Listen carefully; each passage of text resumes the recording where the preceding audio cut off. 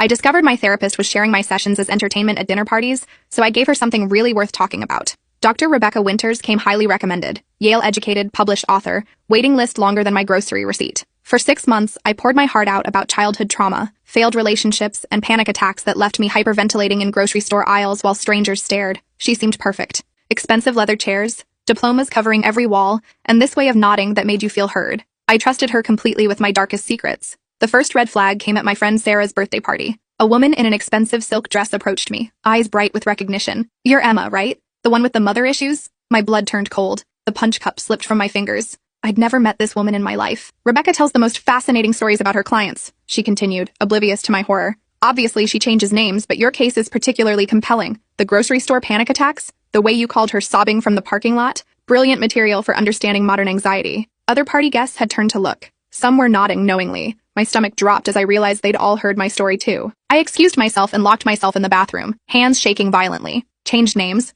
There was only one therapist named Rebecca I knew. The next week, I sat across from Dr. Winters, studying her face differently. The same practice smile, the same designer blazer. But now I saw something else. Calculation behind those kind blue eyes. When I mentioned feeling betrayed by someone I trusted, she leaned forward with that practiced empathy. "Trust is fundamental to healing," she said. "When someone violates that trust, it can reopen old wounds." The irony made me physically nauseous. That weekend, I did something that would have horrified my former self. I followed her. Dr. Winters lived in an upscale neighborhood where houses looked like museum displays. Saturday night, luxury cars filled her driveway. Through the dining room window, I watched her holding court at a dinner party, wine glass in hand, animated gestures painting a story. My story. She was describing my panic attacks, how I'd called her sobbing from a Walmart parking lot because the fluorescent lights triggered flashbacks. The guests hung on every word, some laughing at parts that had broken me. One woman actually wiped tears from laughing so hard. One man raised his glass. "To Rebecca, who makes therapy sound better than Netflix." I stood in her bushes, watching strangers toast my trauma while sipping wine that probably cost more than I spent on groceries. Monday morning, I scheduled an emergency session. "I've been having disturbing thoughts," I told her, keeping my voice steady. "About revenge fantasies, detailed ones." Her pen moved across the notepad with renewed interest. I could practically see the dollar signs in her eyes. This would make excellent dinner party material. "Tell me more about these fantasies," she said, leaning forward. I took a shaky breath, channeling every acting class I'd taken in college. I keep imagining what I'd do to someone who betrayed my trust. Someone who pretended to care about me but was actually using me. For the next 45 minutes, I spun elaborate tales of revenge involving public humiliation and career destruction. She took notes furiously, occasionally asking for clarification on the more creative details. "This level of planning is concerning," she said as our session ended. "We should explore this anger next week." I scheduled another appointment and left, knowing exactly what she'd be discussing at her next dinner party. The irony was delicious. She was so eager to harvest my fake revenge fantasies that she completely missed the real revenge plot unfolding right in front of her perfectly sculpted face. That night, I started planning for real. First, I needed concrete proof. All I had was secondhand accounts from strangers at a party and my own observations through her window. A licensing board would need more than that. I contacted my friend Marcus, who worked in IT security for a major corporation and had a side business helping people with technology problems that weren't always strictly legal. "I need help with a project," I told him over coffee at a small cafe downtown, choosing my words carefully. "Someone has been sharing private information about me without consent. I need to document it happening." Marcus was a tall, skinny guy with thick glasses who looked more like a librarian than someone who could hack into Pentagon servers before breakfast. He studied my face for a long moment, his dark eyes serious behind the wire-rimmed frames. "What kind of private information?" he asked quietly, leaning forward across the small table. "Medical? Therapy sessions? HIPAA violation stuff?" His expression hardened immediately. Marcus had been in therapy himself after a messy divorce that had left him emotionally devastated, and the idea of someone violating that sacred trust clearly struck a deep nerve. "That's seriously fucked up," he said, pushing his glasses up his nose with barely controlled anger. "What do you need?" Within 2 days, he'd provided me with a collection of tiny recording devices that looked like everyday objects. Phone chargers, pens, picture frames, even a fake plant that could sit innocuously on a shelf. The technology was remarkable. Each device could record crystal-clear audio within a 15-foot radius for up to 72 hours and automatically upload to a secure cloud server that couldn't be traced back to me. "These are completely legal as long as you're recording conversations you're a party to," Marcus explained as he showed me how to operate them in his cluttered apartment. "Patient has every right to record their own therapy sessions. It's the therapist who's breaking the law by sharing that information with third parties." He also provided me with a detailed explanation of federal HIPAA laws, state privacy regulations, and professional ethics codes that governed mental health practitioners. The violations Dr. Winters was committing weren't just unethical. They were serious federal crimes that could result in years in prison and hundreds of thousands of dollars in fines. During my next session, I arrived early and asked to use the restroom. While Dr. Winters reviewed her notes in her office, I quickly plugged one of the phone charger devices into the wall outlet behind her leather chair. The tiny indicator light showed it was already recording everything within range. I spent that session describing even more elaborate revenge fantasies, including specific details about how I'd document someone's professional misconduct, gather evidence of their violations,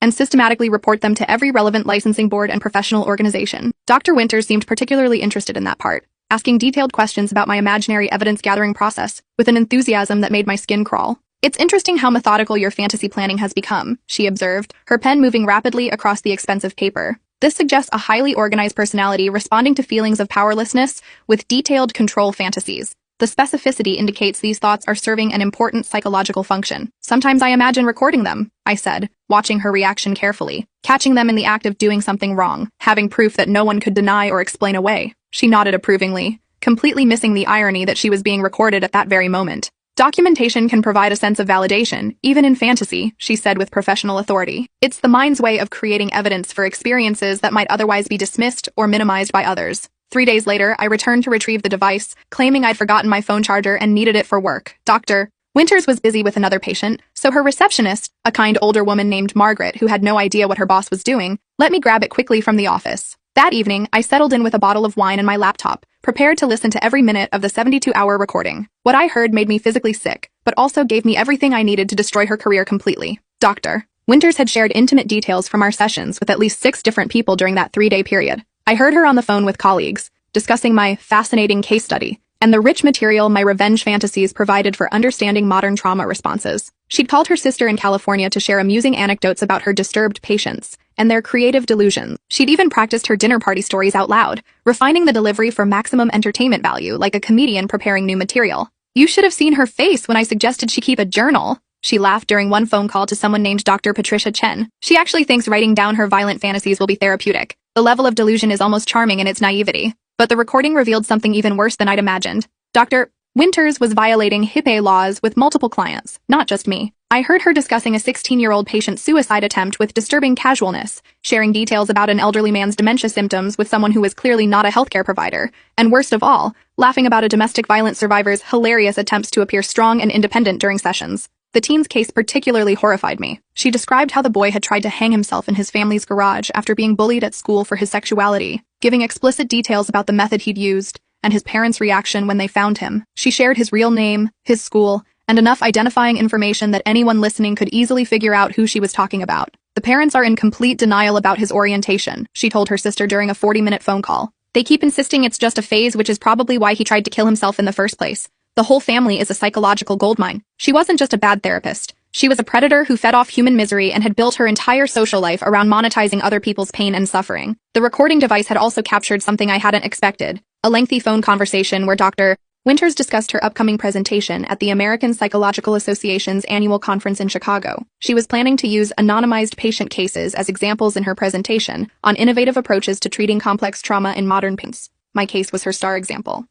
She'd already written most of the presentation, describing my panic attacks, childhood medical trauma, and recent concerning violent ideation in detail that would make me easily identifiable to anyone who knew me. She even planned to include quotes from our sessions, claiming they demonstrated classic trauma response patterns in contemporary therapeutic settings. I had her, but I wasn't done collecting evidence yet. Over the next 2 weeks, I became the perfect patient. I scheduled additional sessions twice a week, claiming my revenge fantasies were escalating and becoming more detailed and disturbing. I described elaborate plans involving identity theft, blackmail, professional sabotage, and systematic destruction of someone's personal and professional life. Dr. Winters ate it up like a starving person at a buffet, taking detailed notes and encouraging me to explore these feelings fully without judgment or censorship. She even suggested I keep a journal to track my progress in processing these violent thoughts, claiming it would help me understand the psychological mechanisms behind my fantasies. "The more detailed you can make these imaginary scenarios, the more we can understand about your underlying psychological needs," she explained during one session, her eyes bright with excitement. "Don't hold back. This is a safe space to explore even your darkest thoughts without fear of judgment."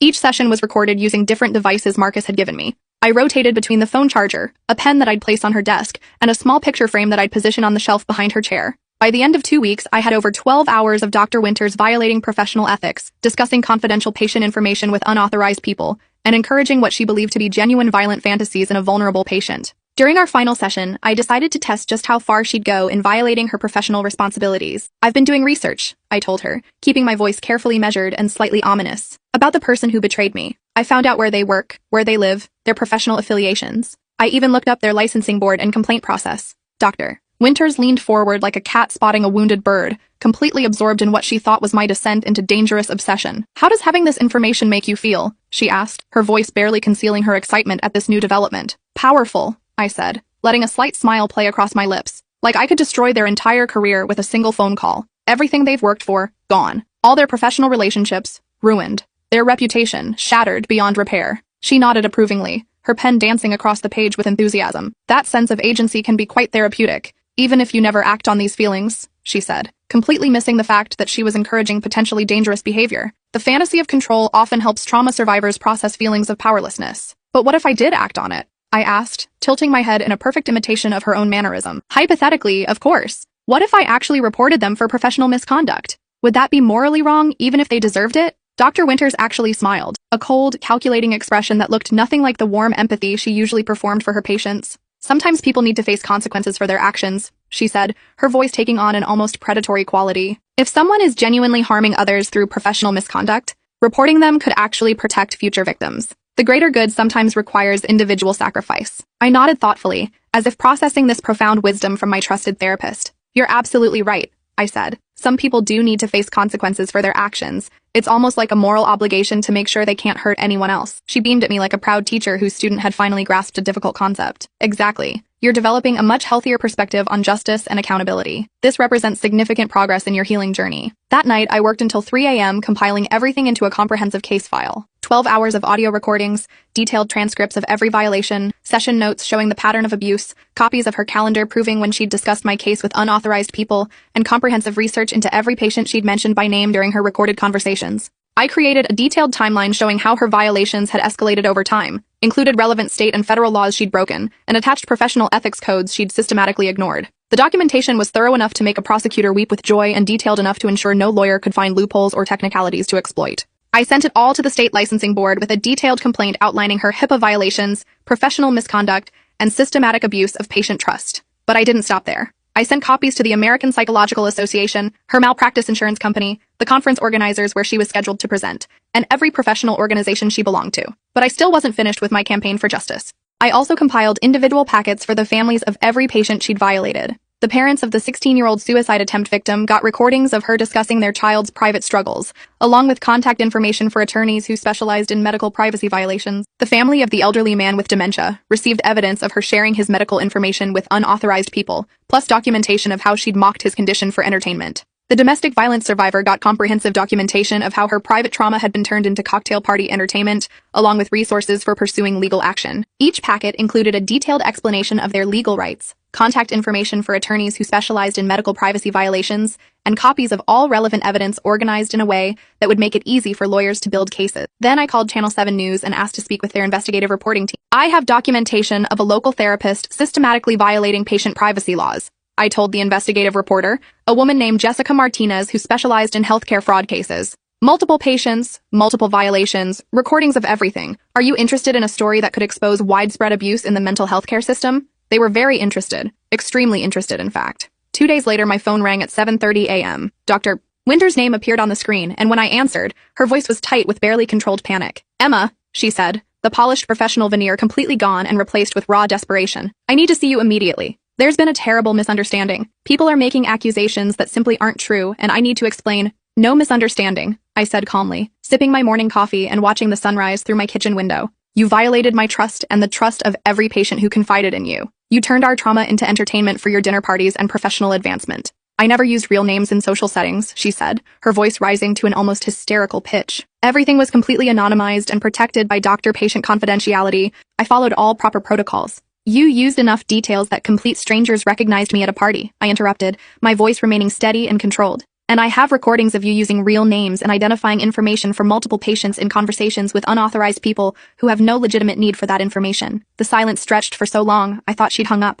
When she finally spoke, her voice was barely a whisper. "What do you want? Money? I can pay you whatever you need. We can work something out privately without involving the authorities." "I don't want anything from you," I said, feeling a deep sense of satisfaction at her obvious terror. "I already have everything I need to ensure you never hurt another patient again." "Please," she begged, all pretense of professionalism completely abandoned. "I made mistakes, but my career, my reputation, my family, I have children who depend on me. This will destroy everything I've worked for." "Your career was built on exploiting vulnerable people," I said, my voice hardening. "Your reputation was based on violating the most fundamental trust in healthcare. Maybe it's time for both of those things to end, so other patients can be protected from you. I can change, she said desperately. I can get help, take additional training, make amends. Please don't destroy my life over some stupid mistakes. These weren't mistakes, I said. They were deliberate choices you made repeatedly over many years. You chose to violate patient confidentiality for your own entertainment and professional gain. You chose to encourage dangerous fantasies instead of providing proper treatment. You chose to build your career on other people's suffering. I hung up and immediately blocked her number. The story broke 3 days later with the headline, "Local Therapist Under Investigation for Systematic Patient Privacy Violation." The article,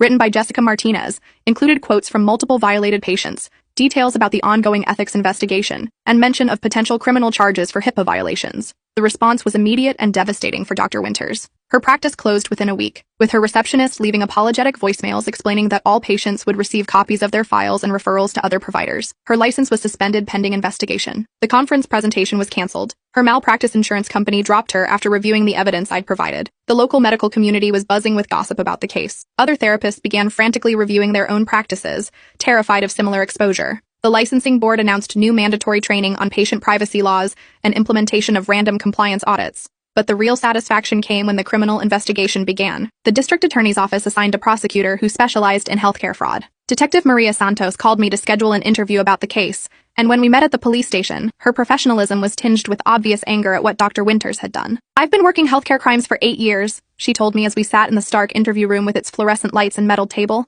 "I've never seen documentation this thorough or violations this systematic. You basically built the entire case for us." "I had good motivation," I said simply. The prosecutor, James Mitchell, was a thin man with graying hair who looked like he survived on coffee and righteous indignation. When he reviewed my evidence, his eyes lit up with the kind of enthusiasm prosecutors reserve for slam-dunk cases. "Dr. Winters violated federal law repeatedly and systematically," he explained, spreading my documentation across the conference table. "HIPAA violations can result in criminal penalties of up to 10 years in prison and fines up to $250,000 per violation. Based on your evidence, we're looking at multiple felony counts that could result in decades of prison time. But the investigation revealed even more violations than I documented. When they searched Dr. Winters' office and home, they found years' worth of patient files that she'd illegally copied and kept for her own use. They discovered she'd been selling anonymized patient stories to pharmaceutical companies for market research, writing magazine articles based on patient cases without consent, and had even been negotiating a book deal featuring her most interesting patient stories. 6 months later, I sat in the front row of the formal licensing board hearing. The room was packed with former patients, journalists, other healthcare providers who'd come to witness the downfall of someone who'd violated the most sacred trust in medicine, and family members of patients whose privacy had been violated. Dr. Winters had lost significant weight and looked years older than she had in her office. Her expensive designer clothes had been replaced with a simple black suit that hung loosely on her diminished frame. Her once perfect hair was now streaked with gray, and she kept glancing nervously at the gallery full of people whose lives she'd damaged. Her attorney, a nervous man named David Kowalski, who clearly knew he was fighting a losing battle, tried desperately to argue that my recordings were illegally obtained and should be inadmissible. The licensing board's legal counsel shut that down immediately. "Patients have an absolute right to record their own therapy sessions," the counsel explained patiently. "Dr. Winters' violations occurred in the presence of her patient, making all recordings completely legal and admissible under both state and federal law." When they called my name to testify, I stood up slowly, feeling the weight of every violated patient's hopes for justice on my shoulders. "Dr. Winters once told me that trust is fundamental to healing," I began, my voice carrying clearly through the silent room. She was absolutely right. When someone violates that trust, especially someone in a position of power and authority, it can reopen old wounds and create new trauma. But sometimes it can also give you the strength and determination to make sure they never hurt anyone else. I presented my evidence methodically, walking the board through 12 hours of recordings that documented systematic violations spanning multiple patients over several years. I showed them how she'd used our most vulnerable moments as entertainment, how she'd built professional presentations around our private struggles, how she'd turned our healing process into her personal profit center. The board members' faces grew increasingly grim as they listened to recording after recording of Dr. Winters laughing about patient traumas, sharing identifying information with unauthorized people, and treating confidential medical information like gossip to be traded for social currency. Dr. Winters' attorney tried to cross-examine me, suggesting that I'd entrapped his client by fabricating elaborate revenge fantasies specifically to provoke her violations. "So you admit you deliberately created fictional content designed to manipulate Dr. Winters into committing violations?" he asked, clearly thinking he'd found a weakness in my case. I smiled calmly, having anticipated this line of attack. "I told Dr. Winters exactly what she wanted to hear. Stories she could turn into entertainment for her dinner parties," I said. The fact that she encouraged and documented what she believed to be genuine violent fantasies, instead of properly treating them or referring me for appropriate care, only proves how unfit she is to practice therapy. The attorney's face fell as he realized his question had only made things worse for his client. Other patients testified about their own violations. Dr. Winters' former colleagues testified about suspicious conversations and inappropriate disclosures they'd witnessed but failed to report. Even her receptionist, Margaret, testified about the steady stream of personal calls where private patient information was discussed openly. The hearing lasted 3 days, with testimony from over 20 witnesses and presentation of hundreds of pieces of evidence. Dr. Winters herself never took the stand. On advice of her attorney, who knew that anything she said could be used against her in the pending criminal case, the board deliberated for 2 hours. Dr. Rebecca Winters' license was permanently revoked. She was ordered to pay fines totaling $75,000 to the state board and faced additional criminal charges for HIPAA violations that could result in prison time and federal fines exceeding $2 million. As we left the hearing, she approached me in the hallway. Her eyes were red-rimmed and desperate, her previously perfect appearance completely disheveled. "I hope destroying my life was worth your moment of revenge," she said bitterly, her voice shaking with rage and desperation. I looked at her calmly, feeling nothing but cold satisfaction and complete vindication. "I didn't destroy your life," I said. "Your choices destroyed your life. I just documented them and made sure the people you hurt knew what you'd done to them. You were supposed to be my patient, not my judge and jury. You're right. I was supposed to be your patient, but you turned me into your entertainment instead. You had a choice every single time you shared my private information. You chose to violate my trust for your own amusement." Her face crumpled as the full weight of her situation finally hit her. "I never meant for anyone to get hurt. It was just, people liked the stories. It made me popular at parties. I felt important." "You felt important by making other people's pain into your personal comedy show," I said. "Every laugh you got was at the expense of someone who trusted you with their deepest trauma." A year later, I received a call from Detective Santos with the final update on the criminal case. Dr. Winters had pleaded guilty to 12 felony counts of HIPAA violations to avoid a trial that would have resulted in even harsher penalties. She'd received 3 years in federal prison and been ordered to pay restitution totaling $1.8 million to her victims.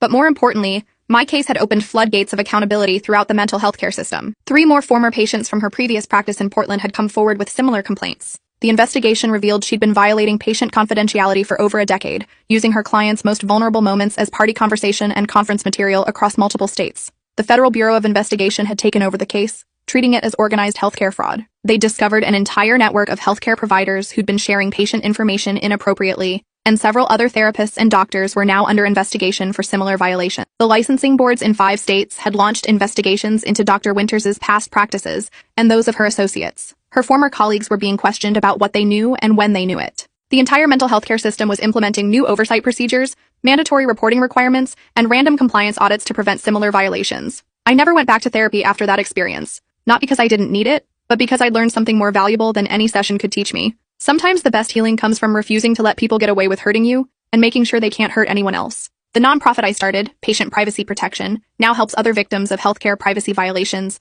navigate the legal system and fight back against providers who abuse their trust. We've helped secure convictions against 12 healthcare providers and recovered over $5 million in damages for violated patients. Last month, I was invited to speak at the American Psychological Association's annual conference, the same conference where Dr. Winters had planned to present my case as entertainment. I stood at the podium where she would have stood and told the real story of what happens when healthcare providers violate patient trust. The audience was silent throughout my presentation. When I finished, they gave me a standing ovation that lasted 5 minutes. After my speech, a young woman approached me. She was crying. "My therapist shared my eating disorder story at her book club," she said. "I thought I was crazy for being upset about it. Thank you for showing me I wasn't wrong to feel violated." I gave her my card and connected her with one of our attorneys. Some people collect stamps. Some people collect coins. Some people collect vintage wine or rare books. Dr. Rebecca Winters collected other people's pain and trauma, hoarding our most vulnerable moments like trophies to be displayed for social currency. But I collected something much more valuable: justice, accountability, and the satisfaction of knowing that a predator could no longer hurt the people who trusted her most. The best part?